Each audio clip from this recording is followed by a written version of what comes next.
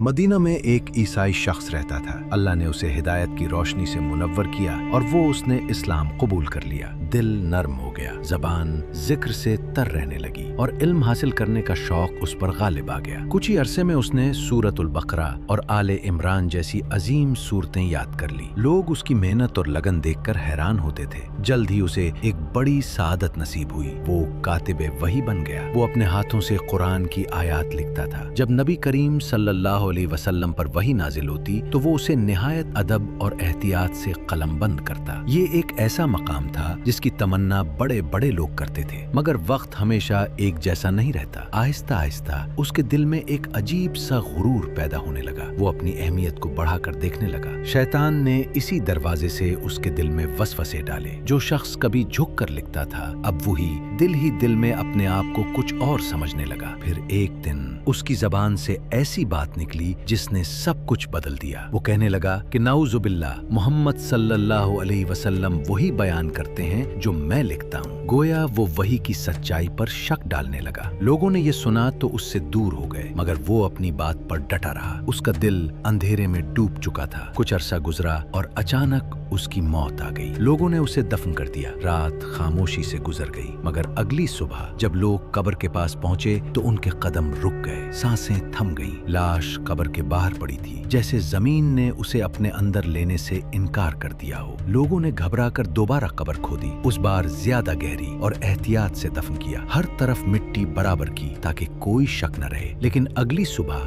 वही मंजर, लाश फिर बाहर थी। अब खौफ ने सबके दिलों को जकड़ लिया। तीसरी बार उन्होंने और भी गहरा गड़ा खोदा, सख्ती से दफन किया, पहरा भी दिया, मगर जब सुबह हुई तो हर आंख खौफ से फैल गई। लाश एक बार फिर जमीन के ऊपर थी। अब कोई आवाज न निकली। सब पर एक ही हकीकत वाज़ेह हो चुकी थी। ये किसी इंसान का काम नहीं था। जमीन खुद उसे कबूल नहीं कर रही थी। हवा में एक अजीब सा खौफ था। दिल कांप रहे थे और हर शख्स खामोश खड़ा था, जैसे ये मंजर खुद एक पैगाम दे रहा हो। ये अंजाम था उस शख्स का जो कभी ईमान की रोशनी में था, मगर फिर अपनी जबान और गुरूर की वजह से गुमराही में चला गया। ये वाक़या इंसान को झंझोर देता है कि इल्म, मकाम और इज्जत सब बेमानी हो जाते हैं अगर दिल महफूज न रहे, और बाज अल्फाज इंसान को ऐसी जगह ले जाते हैं जहां से वापसी नहीं होती।